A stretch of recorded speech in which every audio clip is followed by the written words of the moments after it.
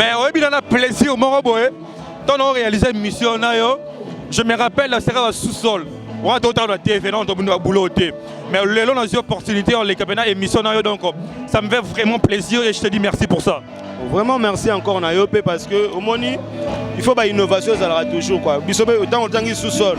Sous-sol là bano ba uta na sama belé. Ba jeté mango to lobela kaye noyé.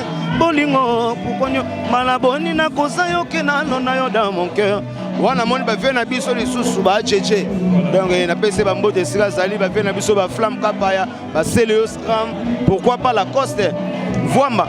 Nazomona ba vena biso Emel Alliance. Donc baza mai belé ba vete obidence ba chirimo katana ba J3 to zana bango ba kabose bon voilà baza mai belé ba na bosani pe ye moko te de mukuse roi David wana ma batu na ma ya kati quoi voilà yeah. Et puis to banana en actualité plutôt seulement monsieur Mike bouti batu tuba benga boza surprise ya sod ona osala na kati États-Unis donc bo benga biso ezaba mituka na bino tout to ça va prix moko ya se pour encourager bino boye ba Gedi FM service asala musana ina nenge esengeli yango na sengi na bino susuke boya bo benga biso téléphone yango to pesi bino de façon boka ba prix na biso et puis boza jamais déçu les ngai représentant Gedi FM service na kati ya mboka ya Dallas den kaka na la kaki bino ke na ozana kati ya mboka ya Dallas et on a na États-Unis alors senga ba ndeko nyonso ba congolais o bazaki ko benga o bazaki ko luka Gedi FM ko ta kati ya États-Unis pour le moment to koti na kati ya États-Unis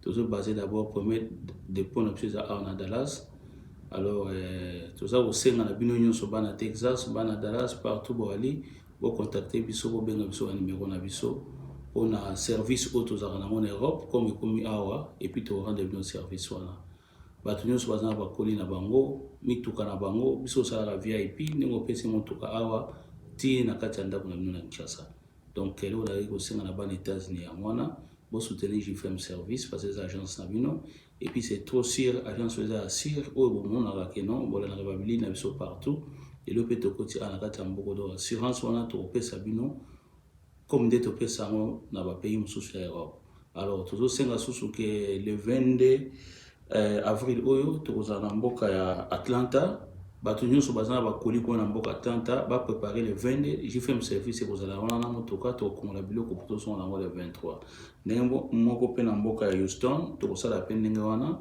et puis ba o nyonso baza aux alentours ba o nyonso baza biloko na bango ba benga biso to rendre bino service wana et le message na ba aux nango pona lelo na mboka ya États-Unis. OK, Gedi FM. Assez par exemple na itamo baza un peu loin à Dallas à Texas. Condition niveau pesa pour que nous bozabilo na vraiment qui ndeki sasa. Bon, total par rapport à distance, surtout à peu la distance c'est amulai, mais to s'organiser. Pour une chose à to s'organiser, total quoi faire pour te bozabilo kwana, to bozoba disposition to tsango ame. Oui. To un numéro de téléphone. Oui, numéro de téléphone à biso ya awa États-Unis, à Texas peut neto aliawa, ezali 214 10 740. Tout dans la 214 97 10 740. On a numéro na biso. Moi bo benga biso et puis le reste ça va information to informer bino. Merci sous pour na biso ka bande ko na biso. Mboka tout au Gedi FM service kota pour la première fois. En tout cas tout ça la sod moka makasi. Donc batu tout ba benga boza surprise ya sod ona osala na kati États-Unis. Donc bo benga biso ezaba mituka na bino tout to ça va prix moko ya se pour encourager bino boye ba Gedi FM service asala musana ina nenge esengeli yango na sengi na bino susuke boya bo benga biso téléphone yango to pesi bino de façon boka ba prix na biso et puis boza jamais déçu et puis bo mona ndenge bo ekende rapidement et puis bo kotika ba client na biso Gedi FM service. Merci mille.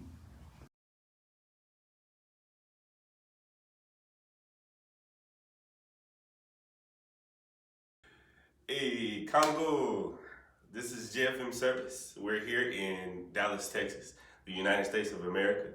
We're just reaching out today to basically let you know we have some affordable prices. Anything that you guys want to have shipped from here to Congo or to Kinshasa, we'd be more than happy to get that done for you guys. Come see us. Come visit us. We have an office in Houston already. We'll be in Atlanta on the 22nd and the 23rd of this month, April. If you guys have anything that you guys want to get shipped out, come see us. We ship everything from clothes to cars, to vehicles, to trucks, jets, whatever it is that you have, come bring it to us. We can give you a price estimate on it and get you a good price. We can beat out any of our competitors. So if you have any pricing that you saw somewhere else, you can bring that up to us as well. We'd be more than happy to take a look at it and see if we can get that fixed up for you. The telephone number that you can reach us at is 214-971-0740. Give us a call. We'd be more than happy to get you some info. You guys asked for my man, Mr. JFM, to come. He's here, ready to help you guys out and give you some services. Give us a call again at 214-971-0740, and I guarantee you this man will take care of it.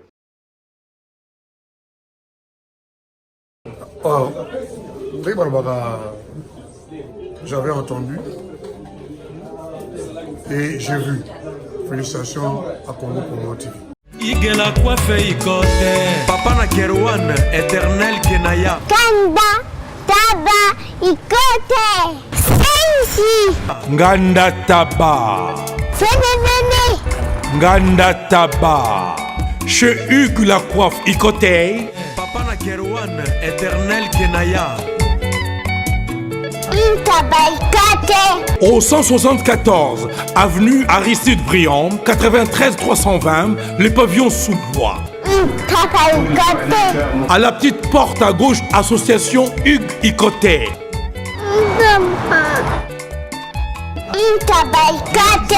01 41 55 0000. Ntaba Ikoté. Descartes Construction et yeah! Fini l'inquiétude pour la réalisation de vos constructions de rêves en RDC au prix imbattable. Grâce à votre entreprise installée en RDC uniquement pour vous, spécialisée en construction, réfection, bâtiments, immeubles, vente de terrains, travaux publics avec les ingénieurs architectes qualifiés au prix incroyable. L'escarpe Construction est aussi spécialisée en luminosité des bâtiments et éclairage public, installation des systèmes d'alerte, intrusion pour des maisons et véhicules et tout d'autres services. Nous acceptons aussi les paiements par tranche au prix incroyable. Pas d'hésitation avec Descartes Construction. Vous serez jamais déçus. Pour tout contact, notre email est descartesconstruction@gmail.com. Notre numéro de contact plus 447 93 92 82 813 et appelez-nous pour Kinshasa plus 243 89 91 56 86 2. Descartes Construction à Tozana Mbongo Moké, opération Tongana RDC. L'agence d'export et d'import Michel Atlantic Shipping et yé bana ya Canada, bana ya USA, bomitungisa lisusu te. Pour tous vos achats et ventes de voitures, pièces de rechange et les accessoires possibles. Na koti na ba koli na bino na Kinshasa, bomitungisa penza te. Please, bakoya koza koli tina ndako. Pour tout contact, benga Michel Lukadi. Plus 1 508 371 60 43 USA na Canada. Pour la Kinshasa, benga na plus 243 89 551 30 38. Michelo Atlantic Shipping. Yaboye, Bazuapi. Raph Ngindou, félicitations pour la promotion, c'est la rapport d'artiste. Que Dieu te bénisse. À connaît pas demander, il n'y a rien en face. Suivez Congo Promo TV avec le PDG Raph Ngindou. Nanenga Mabete, Congo Promo Raph Ngindou. Boga, en tout cas, félicitations, merci Sito Oumela. Raph Ngindou, le présentateur de la force créative Congo Promo. Boroto, c'est la force militaire de Congo Promo. Et faites comme moi, allez voir Congo Promo, tv5.com. Donc au nom de Jésus-Christ, nous bénissons le Congo Promo. Avec Raph Ngindou, Congo Promo ne tombera jamais. Nicolo Congo Promo nde. Ouais, Balobi Raph Ngindou. Congo Promo toujours, grande puissance. Come on. Congo Promo qui torcos net in a film. Congo Promo babunda na nango. Raph Ngindou. Congo Promo. Mesdames et messieurs, bonsoir. Merci de savoir que vous êtes nombreux devant vos postes en train de suivre cette émission Excellence. Restez branchés toujours dans cette émission, comme je dis. dans cette émission Excellence. Excellence, cette émission Oyembela Bino excellent, toujours na Congo Promo TV. Congo Promo TV, votre chaîne où ça la Rabino toujours ma plaisir. Le lot vous comprenez un peu moi ma kelele, mon entourage, moi Neto Saleli par rapport il y a endroit où toyé, tout dans espace Grand Kassai, là où répète héritier Watanabe avec la team Wata. Donc on est là. Interview na un grand chanteur Yambo on a mis sur Olivier. Donc Olivier c'est puis un artiste à présenter au hasard par rapport à Yamakamou. Donc si vous comprenez donc et la répétition il y a Liboso une exclusivité na katia chaîne Nabino Congo Promo TV. Donc restez branchés parce que à cette heure il y a rien ailleurs. Donc restez branchés na katia chaîne Nabino Congo Promo TV. Et je dis merci à l'ingénieur Rafninou avant de commencer. Donc merci le boss, merci coach pour les opportunités. Et puis je dis merci na Pablo Kayembe mon oncle, donc il y a Léontine Moussouamba. Et puis donc lui c'est ma sœur, donc Claudie Kayembe, na PCM Moté. Directement bonjour Olivier. Ouais, bonjour, bonsoir. On a tout subiso à ce moment parce que les amis na batwana beta zinnet be mani mambo ba mettre ali no makoloma olenga batadi R9. Ba bazara mingi mingi kuna yako be bango bakozala bonjour net yo mais bata ba bonsoir be na ba Australie bazali vraiment bikoté les pétons d'Australie. Mais ouais bien a plaisir mon boy. Tant on réalisé une mission na yo, je me rappelle la série sous-sol. On a d'autres dans TV non on boulot. Mais le long des opportunités on les capena émission na yo donc ça me fait vraiment plaisir et je te dis merci pour ça. Vraiment merci encore na yopé parce que au moni il faut ba innovation ça aura toujours quoi. Bisobe autant on tangi sous-sol là bano ba uta na sama belé ba je demango to lobela kaye noye bolingo pukonyo malaboni na kosa yo kenano na yo dans mon cœur. Wana moni ba vena biso li susu ba cheche. Donc na pese ba mbote sika sali ba vena biso ba flamme kapaya ba Celeos Ram pourquoi pas la Coste Voamba nazomona ba vena biso aimer l'alliance. Donc baza mai belé ba vete obedience ba chirimo kratana ba J3 to zana bango ba kabose bon voilà baza moi belé ba na bosani pe ye moko te de mukuse roi David wana mabatu na ma ya kati quoi. Voilà. Yeah. Et puis to banana en actualité plutôt seulement monsieur Mike bouti tourner mon néné au Botina South avec la team na héritier Watanabe oh ezaki difficile par rapport à un phénomène combattant et aussi livré dans ma pays si bon mais bino quand même réussir Paris wana impression des années.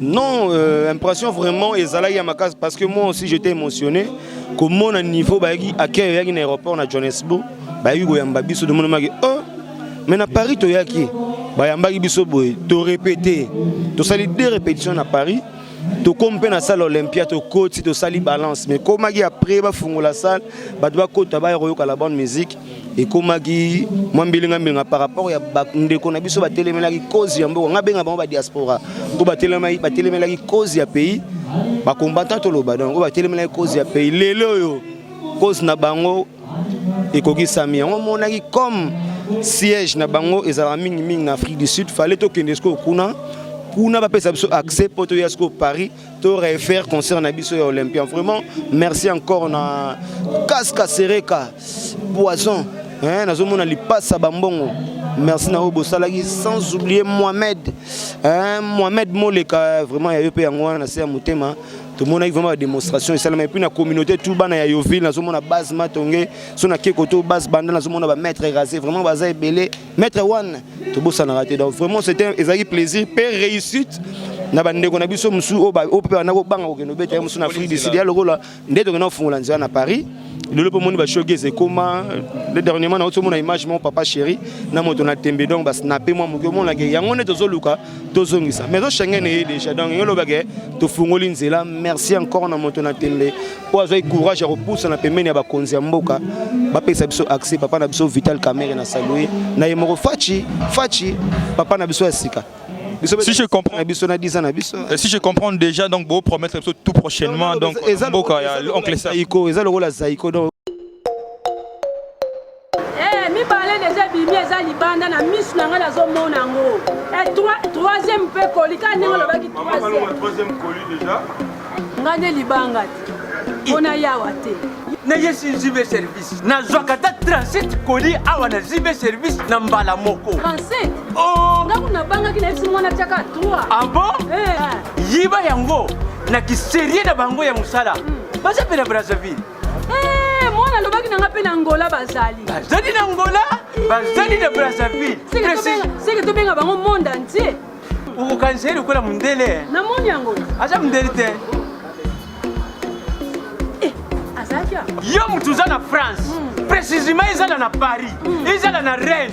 Ezala na Lyon. Ezala sika nini. Soko uza na poli na yo.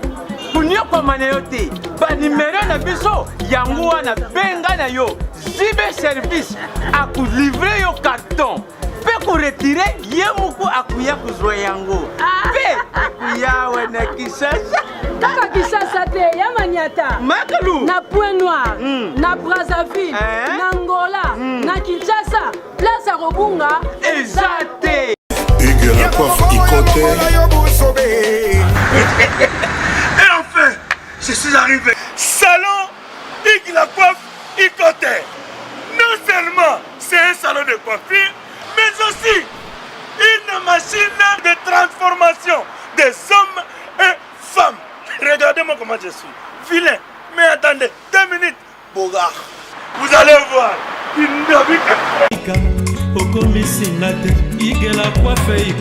Hugues la coiffe Ikote. Votre salon de coiffure mixte afro-européen situé sur la Nationale 3 au 174 avenue Aristide Briand, les pavillons sous bois. Pour plus de précisions, veuillez nous contacter au 01 41 55 00 00 ou encore sur notre site hugueslacoiffeikote.com. Nous sommes ouverts tous les jours de 8h à 20h, même les jours fériés. Hugues la coiffe Ikote, l'homme qui coiffe la ville. Hugues la coiffe Ikote, le salon de coiffure mixte afro-européenne de proximité. Au 174 avenue Aristide Briand, les pavillons sous bois sur la Nationale 3. Un seul numéro, 01 41 55 00 00. La beauté de votre chevelure chez votre frère. Hugues la coiffe Ikote, même père, même mère. Chikicha, chikicha, cha cha. La beauté peut tout changer. Salon Hugues la coiffe Ikote. Quelle beauté! Sexy pour les femmes, ndindindi pour les hommes. Oh, c'est comme le rôle orchestre et gouvernement. Pour ba Vincent ne peut pas aller bala, ba Vena biso ba mukolo ba aller bala côté hein, yemei mais ce que biso ce que déjà ah na fachi, yemei Vital Kamere, to fandi wan. Donc orchestre gouvernement. Orchestre gouvernement, bon ça doit fungola maka. Moi que to bandi dans na Jubek, merci encore na communauté congolaise. Oh ba comprenez que bazana besoin échange culturel wana zala parce que ils appellent ça fait un bail que ba orchestre qui ndara sous bamboka wana te mais quand même moto na tembe azwa ki courage. Andimi na ba consort ekoya mandimi to comme maintenant sur place mais to comme sur place tout le monde que oh bazolo ba libanda nande to zaki sur le terrain ils allaient contre fait ça 2 semaines mais to ça qui voir même 1 mois donc vous va concert belé beti vraiment 4 concerts to kei ba Pretoria to kei ba Durban to zaki na Johannesburg Cape Town to beti ba tour ba playback mais prochainement na date mon ultérieure to au beta susu na Cape Town parce que kuna ba comme osenga biso. Et puis Olivera parce que yo pe nous amena na moi historique qui makasi ninga histoire et puis mais on n'a pas compris attends comme Bezalaki est-ce qu'il a fallu que quitter la maison mère bon net lelo ce qui Vital Kamera pour ça na pembe na fachité son excellence au monde il lelo pe linga la keba akangama côté wala mamona kaza na vision donc destin ils ont toujours tracé nzambe mo ya binde to tambola lelo nazana moto na tembe peut-être son azaïbe même le roi de la forêt na boité pour nous ala Olivera c'est lui pour héritier Watanabe za héritier Watanabe boss live c'est Weranson mais sauf que tu comme rappelle na ba âgement canonique na musical na monde musico pe za ba âgement canonique ndeto mo puberté moko boy mo nazo yekola pe ko linga sika mais na ko linga sika pe ko kutela pe na fiancé mo pe bien aborder utikali pe wana oyebi pe kindumba te ufandi pe kana ye pe mutasali makamdu tipi boke pe na ndako libala mais musupe za ke aborder mutu bokene ti comme pe na maman moko boye yo po moni vision mususu bokabwani sens donc vraiment ngai na vision na ngai na mona ke non na kokoma fanete na za fleur fololo nanga kingodingo des ans naza na jeune et nakoza te ki na zawana na travailler na pesa na bimisa mutoki nanga mais remédier zoya te donc remédier dans sens ni to lobi te ke ba poto zaki susute po ba finaki mais quand même nazala nazo pe opportunité par exemple ndenge ba pesa ba chef na biso ba papi kakol ba opportunité parce que ngazaki na chef de répétition chargé d'accueil ngam na zu ba ambulance ba Bercy ba Nacle ba Nicodème baza vraiment ebelé nakota ba musupi ba kombo de kobunga bunga ba gémérose donc baza vraiment ebelé mais quand même bozo naza fololo mais bozo pesa nga sens na ngati or eza na ba musupi bazo de reflet ko za kitoko mais na ko bwa ke ngompe mai moto na tembe to sola kabino Olivier Keba mona musika lelo pesiko na musika na mona kitala lelo nde futi et comme que tokendaki Olympia po na wenge poto zaki sute pana bango makote wana balongola ki poto po na Olivier poto eza ebembe fo pepa dale ya faux sceptique pepe ngoma na maboko boye ko ba memo mikili ba mona mage okomi mwana malamu aussi otaki non baita on ande ni puis ozaki na makambo ozaki na chant ozaki maintenant un artiste complet mais tu ne voyageais pas. Donc tant on a dû wana o monisco ke yango bato ba condamner be Olivier parce que j'étais patient na patientaki naza mutu musalo to sala to za de ba parents naza na mwasi naza na bana ba parents ba boko na futela ba leki na ba nchik na marambo musana biso yango na salaire te mais ça que relation de na solana on est dans salle émission na boaki bato mo ba gintadi je suis le man des jeunes millionnaires à raisonner Olivier Dadi Mavongo que nous sommes logo en agence au monde yango ezala verront mo plein de larmes les kakuna zomo logo na western c'est ça ngabeto na ozo lisango na reconnaître que ande ko na ngaya Congo promo to saki mission bozo mo na ndenge ezala donc voilà na mona vraiment que na fanda na ya okoma logo ba musuba za na boyi batanga ba kombo na ba ya moni ba limbonda be balongwa na encourager ba musuba za na be suba na courage a olonga ba longo parce que déjà ngamo dauphin récupérer makambo parce que na dauphin mon malheureux grand prix déjà ba récupérer po ba boya ki ba pêcher siko ba mona mona na komi dauphin mon siko excellent parce que azotika makambo na zo no siège ngana récupérer ba faire so ya au siège te to tikeli bango mais so au siège Olivier Azana ce que na kotala nazo sebondo ou bien nazo iko sente o na ko kumbela bango poto to kumbela masola maison mère ce qu'on est ni par rapport à maison mère à lelo parce que ndako bo utaki ndako ebimisa bino bo mona ngonde ni na musika ça fait mal mon frère ça fait mal et mon afana na otala bonga bia moni suko ba ko mona ba valeur na biso parce que au moins tant ezaki wenge maison mère tozolo ba magi héritier watana be boss live a telemi moni faire cher de poule moni JDT moni babindombe moni Serge Mabela ye donc moni Emile Alias moni Lacoste koto Marcelo a telemi koto Bill Clinton ba yiko panzana ya okoma les marquis na shit on a les marquis boss live moto na temba tigala ki tout monde ba boala te ba yaki moi génération mo ba salaki structure ba J3 ba ne ba cappuccino ba gardaki structure wana ngai na ye miel de son to ye kokota bana sous-sol ngai miel to kotina JR malgré pesa ki te mais to kotaki brigade en animation prince en animation wana ba kuta wana ba dem kuse ba kiana kene bazali quand même to comprendre la structure na formation na idée au vie ngai to zana parce que to zaki na volonté na mo ya musala to tele na mbongo te ou bien pototé souci ça que na zana podium na tele pe podium nga wenge o tele mango nana otigolo micro mais les lots de zomona que formation de Zouaki to kumbela yango petit au moni to na ba sous-sol ti to yeti te comme na ba flashing et tes yeux ti de yego na ba nani ba biemba o to bima 7 jours de la semaine net na 7 jours de la semaine na sala vocal moko sur na vocal moko yemo prêter ya peso sur 4 personnes pour boire ba tout combien pour ba yoka maloba na combien donc zomona moi perturbation donc vraiment na bandeko bazana ba mona ngote ke podium ba hotel mana ba mona ngonse kate parce que bato bazwa ba vie wana na pe ya palin papa na maman ba fana na makala le pango za de niveau la mini kongo so ke mona ma palin Olivier Apea grâce à Gingodingo na grâce à relation grâce à le roi de la forêt pourquoi pas parce que na zaki pembe na ba o bazana ba mona ka lukwa na tim na podium wenge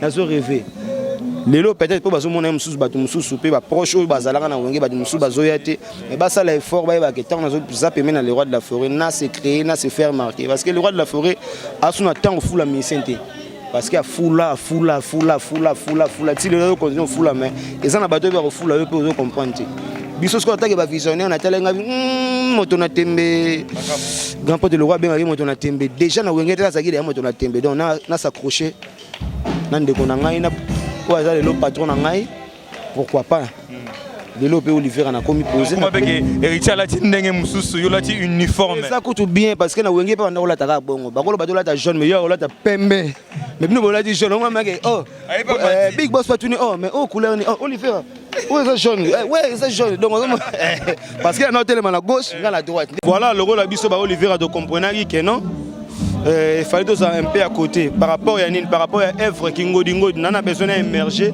nana besoin de bimisa na quatre parce que ba plein c'est belé si on a dit de seul album un album sur 23 ou 24 chansons vocales mon Olivier vocal on peut na comprendre qui na bouagela qui ba mon système et ba comprendre maloba na lobarité fana na désert bon et ba importance oya mai ou wana yokomona jilensa na pati Vicente balinga kia donc sur la manière autant au moins na boire 7 personnes donc ngamo na zota libanga ya 2 personnes donc tout on a imposé tout on est en imposition c'est 12 biso de 12 ne 12 ko na wenge to za bana 12 to ko na 12 mais bon courage na ba frère bazana pas travailler pas te capé longi pas te capé kombo po ngai pardon na kenda na tambola na nzela makolo ba bela nga Olivier atana matina we ba mta Olivier donc ça déjà et ça déjà et l'homme est bien et ça le roi le griffe mort merci na le roi de la forêt parce que atigelinga charge on attaque dauphin na ça ce qu'on peut mettre na moto na tembe mais tant on va ça ordre na ozwa sebondo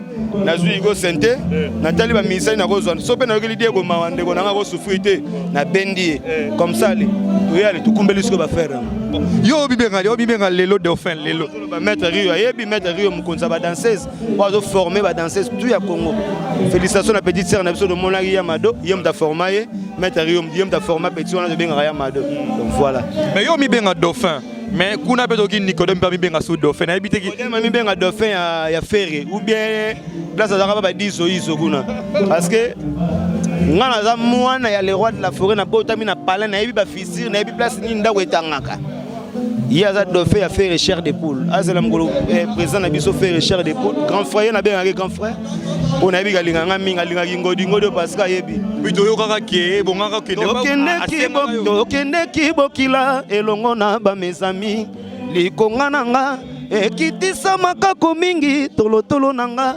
ekweisaka mpaka sami mikobi grand prêtre Mabialo anga natikeli bango bakabola basabote nga ye ichochokolongo mepimi ye lubu ya motambo na ye bapakola makila na bibundeli na bango po balobaka eloko ba boma mwinda na boyi miso emona kitoko bolingo na yo président ye bodise dadi mafungu wana banzela na ye ata motema nange ezobomba kasi monoko nange lobi frère nazoluka bailo yango omoni ke grand frère na biso faire cher de poudre dauphin na ye eza Nicodème ameka kobunda kote kuna ntango grand prêtre repostule pe yeba ke azuki dauphin kuna ADC yebani dauphin et le roi de la forêt sera déjà Olivier sauf que na dauphin malheureux te bona ngana comme malheureux mais ba repêcher biso ba bendi biso dozoli donc ça va na ça comme information t'aura que c'est ego là il paraît là tchaka ba paquet pour que non qu'est-ce que ni jet paquet ba boya mbongo te na film Jésus ko ba lo boy mbongo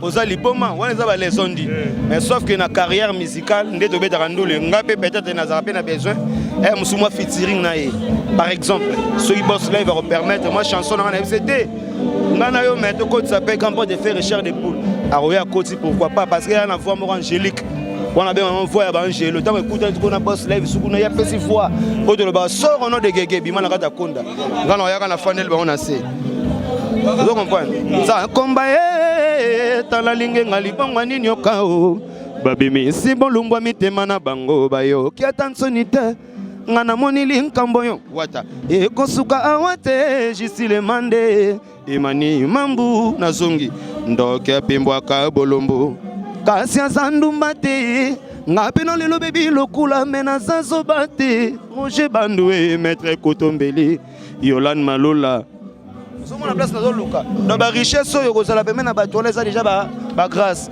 courage na bala mai baza basala musala kitoko na yebi ke to reçoivement temps ebele parce que la Congo promo to s'abonner na Congo promo beaucoup de information ya bien Congo promo ya Kintouade au moins place Olivier donc to se peli bien de tiki au travailler Donc Adams Luzolo chargé de la presse, n'a pas les panafricains de Boston raté. Yolande Maloula en Suisse-Irlande, Ria Moudiandambu, Nakata Bakin, ami à Irsil Darosa, Dadi Mavungu Boni Sango Yadiezo la London City, sans oublier Véron Moubo plein de larmes, Gissi les man de les jeunes millionnaires. Bah gros bisous na yo, et c'est Bozali, Yemei baby lo quoi. Il y a pas là quoi. Donc grand pote de Nangapé, Nabo Sonarate, il y a ma père spirituel. Chibilu Wengu li boule Zangasuka, baby lokula, check. Je dis merci, donc on a battu tout Balana et Bisso. Donc on peut comprendre qu'il devait vraiment répéter. Oliveira dans notre temps a répété. Et puis, les bonnes choses ne durent pas. On est vraiment à la fin de cette émission. Donc retrouvez-nous très prochainement. Et abonnez-vous massivement sur cette chaîne dans Congo Promo TV. Je dis merci à Raïs Kangi donc, pour la disponibilité à temps. Je dis merci à Pablo Kayembe avec sa femme Léontine. Et sans oublier, lui c'est Dorcas, Louema Pomme avec son homme. Donc, comme Royara Nanenge Zalara. Je dis merci à Patrick Losso. Je dis merci à lui, c'est mon pote. Lui c'est mon pote Christian Difoy. Donc Christian Difoy, on a un solo donc bon c'est là on a un solo donc bon c'est un solo et puis donc mon tour avec quelques minutes parce qu'on est avec Adams le solo avec Adams donc avec Adams tous aura quelques nini donc bonsoir Adams. Bonsoir. Dosengo pena moi disponibilité manquée parce que la toute première répétition il y a héritier depuis Baouti tourner dans Bango en Afrique du Sud particularité plutôt Hérosani. Ouais. Après voyage, long voyage autour de ça là, toute Afrique du Sud, 4 concerts, 1 mois, il y a 16 jours, ça répétition à Liboso. Et puis bino bon moni bauti déjà tu vas aménager, il y a une répétition, tout ça on a énormément to pèse un moment standing mon pour to yambara ba visiteurs rebelle ba autre départ d'autres. Alors pour baser à l'aise, il y a un moni ba kiosque côté, côté produit mamutu pour tout ça pendant ba période ya ba mbula. Donc bino mo de andenge comme bon mais particularité on va te préparer à mi-ange mi-démo. Na ba spectacle ba voyage parce que ba voyage c'est belle photos sur Côte d'Ivoire. Photos sur Afrique du Sud on a juin. Après Cape Town. Photo que le Cape na juin ah donc photo préparant. Tout ça moi ta pause ba mi c'est pas pema. Il y a côté ba outil et voilà tout ça wa. Toto azate à Paris. Semaine prochaine déjà aux Anabiso aux années à la répétition au monde. Donc voilà. Est-ce que vous que vous promettez Bisso dans la team tellement beaucoup de déverrouillé moi boucle moi cadena on a des cadena c'est par rapport à Yabaton. Moi té. Tobé ezali pena libende wana pena bacha ba moto ezikate elembate esengaka muto atembe tanga kei atala 4 concerts en Afrique du Sud. Mboka au combattant ya moi si mes combattantes. Imagine-toi donc. Merci, tout ça on peut prouver bah tout est. Prochainement Boro c'est que Boko Kebe Kili ba poto ba Paris wana match est bien déjà. Il y a pas en communication tant au bouki déjà. Il y a pas beaucoup de relais ça dans l'Afrique du Sud. Alors bah frère Nabiso va comprendre que nous les artistes musiciens bah ça bon pour rien dans Marambouana. Et tout le monde qui musique est normal Paris to kende avant Paris to banda na Italie. Après Italie to côté Nabiso les voir. Il faut banga na binothèque et baro boucle. Ici, la Fachi, il y a un président pour le peuple. Et puis, il y a un président, il y a un Congolais, il y a Kinshasa. Mais il y a partout dans le monde. Dans les États-Unis, il y a 21 coups de canon. Donc, il y a un président. Il y a une diaspora. Il y a un binara. Il y a un binara. Il y a un président. Il y a un président. Na bato ba marchaka a présent na bango na bato nyonso yo monaka wana basala lutte pour na mboka na biso président Félix Tshisekedi Tshilombo aza présent na biso nyonso donc musique ezonga nango bato tout ba comprendre que ba musique bazaki na bango pour rien mais tout ça et puis ne ba olobage bino boza orchestre gouvernement partout ma gouvernement zoleka totori na zozanga te toujours présent. Baloba. Baloba, mais je ne pense pas que nous, on a parlement, on a gouvernement, combien de ministères Dans mon avis, que nous parlons de ministres, on a orchestre, pour le gouvernement. Voter la loi. Donc, président Fachi a pour la bataille, son gouvernement, il a pour la bataille. Ce qui est au bêta, tant que vous contacté par le ministère Moussous. Mais vu l'indisponibilité, Et puis bato mosusu balinga place il a raison. Et là au moment bobo sepe samboka, ça moi genre. Biso to betaki wala. Ate kotaki. Mais kotaki na ndenge mon voilà. Parce qu'on est déjà à la fin, un mot de la fin, ceux qui dédicacent ses alliés parce qu'on est déjà à la fin. Ouais, malheureusement, au quotidien de la bande de Moussala. Donc non, gérer de Makambu, tout ça vite fait. Vous avez parlé, tout ça à la bisora na ndenge maramu, tout ça la salarame. À passer toto etembe, il y a beta libaruna zelo par rapport à l'autre molicho. Mère na bisotou. Donc il y a bena mère pena ouais légitime pena mère na biso yona. Mère à Jerry, mère à Ketia, mère à Tiana, mère à Brooklyn, mère à Dircy. Maman a botara à Montréal, Fatou Bouga Demol. Na mère, hein? Ça dit Sandy la fleur. Maman a Grayson Adams à Londres. Na Pessimbout. Ok, on te dit merci vraiment. Bon travail vraiment. Ok, quant à moi, j'ai juste vraiment à la fin. Donc retrouvez-nous très prochainement dans cette émission Excellence qui est présentée par Scotty Kabalo. Donc prochainement on se retrouve. Donc merci beaucoup. Sepela TV et yena makambu ya sikali susu. O ba chaîne ya France eza na kati. Ba chaîne ya Congo eza na kati. Ba chaîne ya Londres eza na kati. O ngomona makambu ya politique ya sika. O parti AA eza na kati. O parti BB. O CFAIO eza na kati. Ya Sepela TV. Bouquet comme ya muke boye. O tina poche voyager na ngokeno partout lingi. Na bouquet no ya Sepela TV. Sepela TV. Même ma biso n'engozo même biso on a 4K. Machine ma daka daka. Sepela TV. Bienvenue dans le monde de Sepela TV. Sepela TV est le décodeur qui vous permet de suivre les chaînes du Congo en direct de la diaspora.